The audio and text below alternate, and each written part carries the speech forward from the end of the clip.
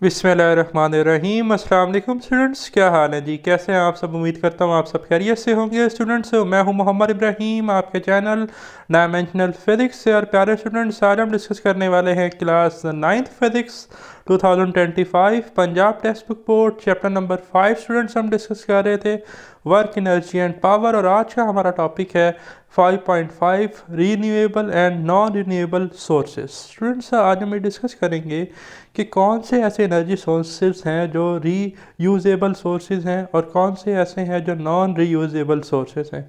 अब मैं बात करूँ रीन्यूएबल या रीयूजेबल सोर्सेज, तो ऐसे सोर्सेज जिनको हम दोबारा इस्तेमाल कर सकते हैं, रीन्यूएबल हैं, दोबारा से उन्हें न्यू बनाया जा सकता है। वो हमारे पास सोलर एनर्जी है, टाइडल एनर्जी है, हाइड्रो इलेक्ट्रिक जो हमारे पास सोर्स है जी, इसी तरह जियो थर्मल एनर्जी है। लेकिन अगर बात करी जाए नॉन रीन्यूएबल एनर्जी सोर्सेज की, तो उसमें हमारे पास बायोफ्यूल से निकलने वाली एनर्जी है, न्यूक्लियर एनर्जी है, एट्सेट्रा। ठीक है, तो ये पेपर में as a MCQs, as a short और लॉन्ग क्वेश्चन तीनों डिपार्टमेंट में एग्ज़ाम में पूछा जा सकता है और थ्योरेटिकल टॉपिक है। और ये सारे एनर्जी सोर्सेज हम ऊपर इससे प्रीवियस वीडियो लेक्चर में पढ़कर भी आए हैं। आज हम जस्ट उनको दो ग्रुप्स में डिवाइड कर देंगे, एक रीन्यूएबल सोर्स और दूसरा नॉन रीन्यूएबल सोर्सेज। तो डिफाइन करते हैं जी रीन्यूएबल सोर्स ऑफ एनर्जी को, the resources of energy which are replaced by new ones. ठीक है, वो एनर्जी रिसोर्सेज, वो एनर्जी के ज़खायर जो रिप्लेस हो सकते हैं न्यू वन से, मीन के वहाँ पर नए बन जाएंगे आफ्टर देयर यूज़, उन्हें हम इस्तेमाल कर लें तो वहाँ पर नए बन जाएंगे। ठीक है, तो उसे हम कहते हैं रीन्यूएबल एनर्जी सोर्सेज। ठीक, on the other hand non renewable sources are those which are depleted with the continuous use. अब बड़े इंपॉर्टेंट उसने पॉइंट लिखी है, डिप्लीटेड कहते हैं कि ख़त्म हो जाना। ठीक है, कि जो हमारे पास नॉन रिन्यूएबल एनर्जी सोर्सेज है, अगर हम उन्हें कंटिन्यूसली यूज़ करते जाएं तो डिप्लीटेड हो जाएंगे, ख़त्म हो जाएंगे। ठीक है जी, और वो बाकी नहीं रहेंगे। Once they run out they are not easily replace by new ones. एक दफ़ा उन्हें खर्च कर लिया, उन्हें कंज्यूम कर लिया, तो वो दूसरों में या जो नए हैं उसमें कन्वर्ट नहीं होंगे या उसमें नई नहीं बनेंगे। ठीक है, जैसे कि न्यूक्लियर एनर्जी में एक दफ़ा कंज्यूम हो गई तो हो गई, फिर नहीं बनेगी दोबारा। बायोफ्यूल्स की बात करें या रेडियो एक्टिव एनर्जी जो हमें मिलती है, तो सैकड़ों हज़ारों सालों बाद जो उनकी हाफ लाइफ जाके वो डिके होते हैं, फिर नए बनते हैं। ठीक, तो sources such as hydro electricity, solar energy, wind energy, tidal energy, wave energy, geothermal energy, ये सारी इससे प्रीवियस वीडियो लेक्चर में हमने डिटेल डिस्कशन की, आर रिन्यूएबल। ठीक है जी, ये जितने भी सोर्सेज लिखे हैं पेपर में शॉर्ट आ सकता है कि write down the renewable energy sources, तो आप ये लिख देंगे these are replaced by new ones, तो इन्हें हम न्यू वन से रिप्लेस कर सकते हैं। For example snowfall and rainfall are continuous process.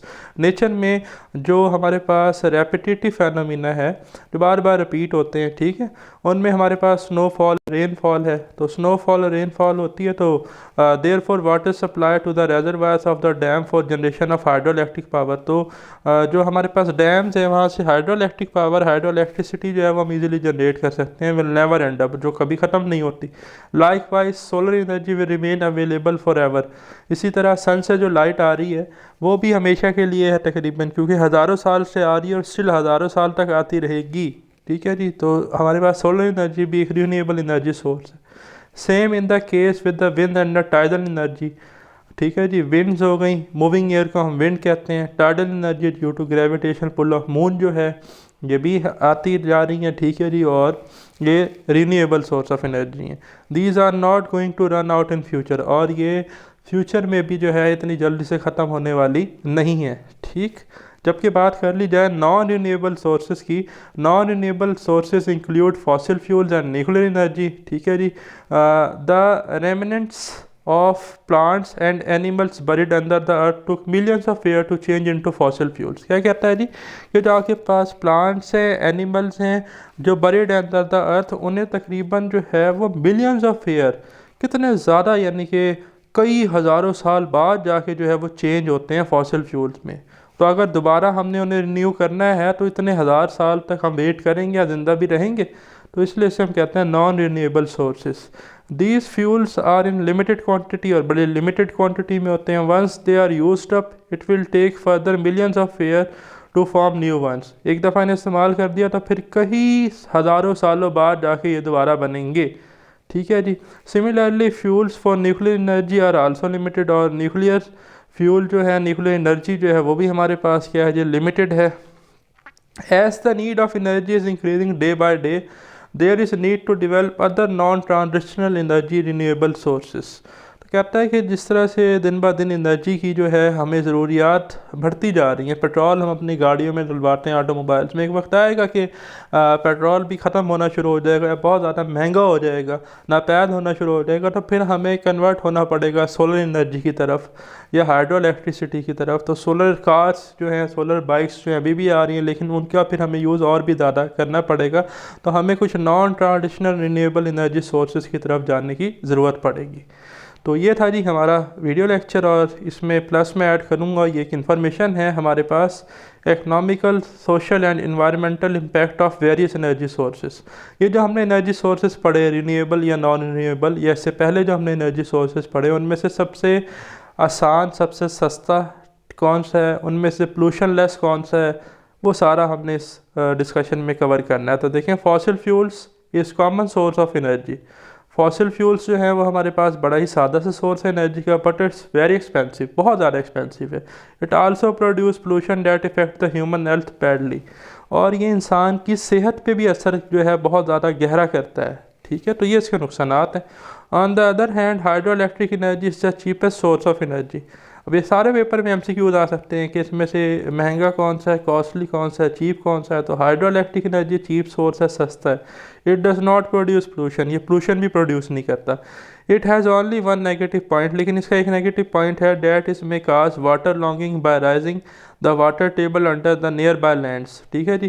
तो मसला ये है कि जहाँ पर डैम बनाए गए हैं, जो उसके आसपास के एरियाज़ पर हैं, वहाँ पर जो है आपके पास अल्लाह ना करे ओवरफ्लो हो सकता है वाटर का, फ्लूड्स वगैरह आ सकते हैं। ठीक है। The use of solar energy, wind energy, tidal energy etcetera is pollution free, और ये भी पोल्यूशन फ्री है जी। Only the initial cost is high in the use of these sources, but solar energy, जैसे फॉर एग्जांपल आपने एक घर है, उसमें सोलर एनर्जी का सेटअप करना है, छोटा सा भी अगर आपने सेटअप करना है चंद पंखों के लिए, और उस पर अगर एक AC चल जाए या मोटर या फ्रिज चल जाए, तो वो नंबर ऑफ़ प्लेट्स पे डिपेंड करता है, आपके इन्वर्टर पे डिपेंड करता है। तो वो आप यूँ समझ लें कि आपका एक इन्वेस्टमेंट तो हो जाएगी, आगे फ़ायदा है, लेकिन उसकी इनिशियल कॉस्ट आपको महंगी पड़ेगी, 5-10 लाख का आपका ख़र्चा हो जाएगा। ठीक है, तो उसकी इनिशियल कॉस्ट हाई है। ठीक, अगर हम सोलर एनर्जी, विंड एनर्जी या टाइडल एनर्जी को यूज़ करते हैं। तो नेक्स्ट है जी, nuclear energy is very desirable source. Nuclear energy बहुत ज़्यादा डिज़ायरेबल सोर्स है। It is cheaper and can meet the increasing demand of energy easily, और ये सस्ता भी है, और ये जो एनर्जी की इंक्रीजिंग डिमांड है उन्हें ये ईज़िली फुलफ़िल भी कर सकता है। बट न्यूक्लियर वेस्ट के डिसएडवांटेजेस ये हैं कि जो न्यूक्लियर वेस्ट है उसे हम वेस्ट कहाँ पर करें।